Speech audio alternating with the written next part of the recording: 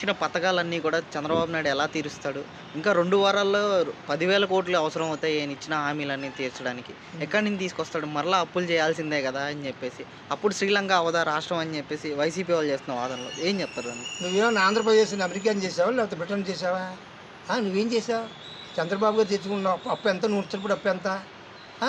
ఏ విధంగానని చెప్పి నువ్వు హామీలు ఇచ్చేసి నువ్వు ఇది చేసావు? ఇచ్చిన హామీ ఏదైనా నెరవేర్చావా? నేను గెలవంగానే రూ. 1000 పెన్షన్ పెంచుతానన్నావు. 250, 250, 250, 250 పెంచుకొని 4 సార్లు పెంచావు. చంద్రబాబు గారు ఇప్పుడేమన్నారు? నేను గెలవగానే రూ. 1000. చంద్రబాబు అంటే అభివృద్ధయ్యా. ఆయన చూస్తే ఎవరైనా సరే పెట్టబుద్ధి అవుద్దా?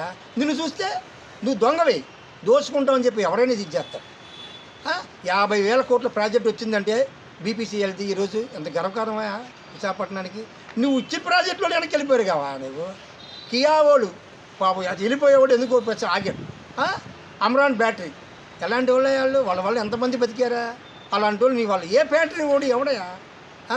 మీరు ఎంతసేపటికి ఆంధ్రప్రదేశ్ అనేది నాశనం అయిపోవాలి, నేను ఒక్కడనే బాగుపడాలి, అమరావతి అనేది వస్తే చంద్రబాబు నాయుడుకి ఎక్కడికో వెళ్తారని చెప్తాను. ప్రజలు అనేవాడు చూశారు, ఒకసారి చూద్దాం అనుకున్నారు, ఒక ఛాన్స్ ఇచ్చాడు. అదే నీకు లాస్ట్ ఛాన్స్, అదే నీకు చివరి ఛాన్స్, అదే నీకు ఇది. జీవితంలో వైకాపా పార్టీని ఆంధ్రప్రదేశ్లో నాకు తెలిసినంతవరకు అయితే ఆంధ్రప్రదేశ్ ప్రజలు హర్షించరు, దాని దగ్గర కూడా రాను. అంటే ఈ రోజున శాసన మండలిలో మనకు మెజారిటీ ఉంది. దాని ద్వారా ప్రజల తరపున మేము పోరాడతాం. ప్రజల్లోకి నేను వస్తాను ఓదార్పు యాత్రల ద్వారా అని చెప్పేసి అంటున్నారు జగన్మోహన్ రెడ్డి గారు. ఏమంటారు దానికి? నువ్వు ఒకసారి పాదయాత్ర చేసావనేగా, ముద్దులు పెట్టావు అందరికీ. ఏం చేసావు? అందుకే నీ 150 సీట్లు ఇచ్చారు. చూశారు ప్రజలు నీ గొప్పతనం ఏంటో. నువ్వండి నీకు ఇచ్చిన 150 సీట్లు నువ్వు సరిగ్గా చేసుకున్నావు. నువ్వు మళ్ళీ రెండోసారి నీకే ముఖ్యమంత్రి అయ్యేవాడివిగా, ప్రజల్ని నశించేవాళ్ళుగా. మాస్క్ అడిగిన డాక్టర్ని మీద పిచ్చోళ్ళు చేసి అబ్బేసి మా అన్నని మా చెల్లికి ఏడిపిస్తున్నావు, మా అక్కనే అక్కడ కుర్రోండి అక్కడ పెట్రోల్ పోయి తగలబెట్టేశారు.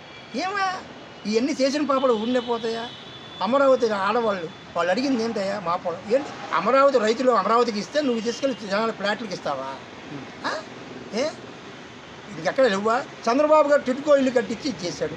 ఒక్కడికన్నా పంచిపెట్టావా నువ్వు? ఆయన ఇచ్చి నేను ఎందుకు ఇవ్వాలి అని అలాగే మాతో పాటు రండి మీడియా వాళ్ళు. జక్కంపూడి కాలనీలు ఎన్ని ఉన్నాయో చూడండి. సుమారు 3,000 ఇల్లు పాడుపడిపోయినాయి. అవే ఇచ్చుండి ఎంతమందికి ఉపయోగపడాయా? డబ్బులు కట్టిన వాళ్ళు బ్యాక్ చేసుకుని అంతా ఇప్పించేసేది. ఇగో నువ్వు నాకు తెలిసినంత వరకు కొన్ని రోజులు నీకు నువ్వే సూసైడ్ చేసుకొని ఇది చేసుకున్నా ఆశ్చర్యపోవస్తలా. You are psycho. నీకు ప్రజలంటే నీకు ఇష్టం ఉండదు. నేను ఒక రాజుని, నేను ఋషికొండని వేసి ఎవడ బాబు గడిసమ్మాయి అది? నీ సొంత కట్టుకున్న బెంగళూరులో ప్యాలెస్ ఎవడు మాట్లాడు? తాడేపల్లిలో కట్టుకుని ఎవడు మాట్లాడు? బంగాళ కొండను పగలు కొట్టి నీకోసం ఇల్లు కట్టుకొని 14 లక్షల రూపాయల బాత్రూములు, 60,000 రూపాయలు, 70,000, 80,000 రూపాయలు ఫ్యాన్లు ఎవరి సొమ్ములే అవన్నీ? జనాలను ఎత్తిన టోపీలు పెట్టేసి జనాలు పిచ్చోళ్ళు చేసేసి నిన్ను ఇచ్చేద్దాం అనుకుంటే జనాభా పిచ్చోళ్ళు కాదు, చూస్తారు, అన్నీ గమనిస్తూ ఉంటారు. ఒకే ఒకటి వచ్చారు, ఇస్తారు. ఎక్కడికి వెళ్ళావు నువ్వు? నీ మంత్రులు ఏమయ్యారు? నీ ఎమ్మెల్యేలు ఏమైపోయారు? నువ్వేమైపోయావు? లాస్ట్కి నువ్వు పిచ్చోడు అయిపోయావు నాకు తెలిసినంతవరకు.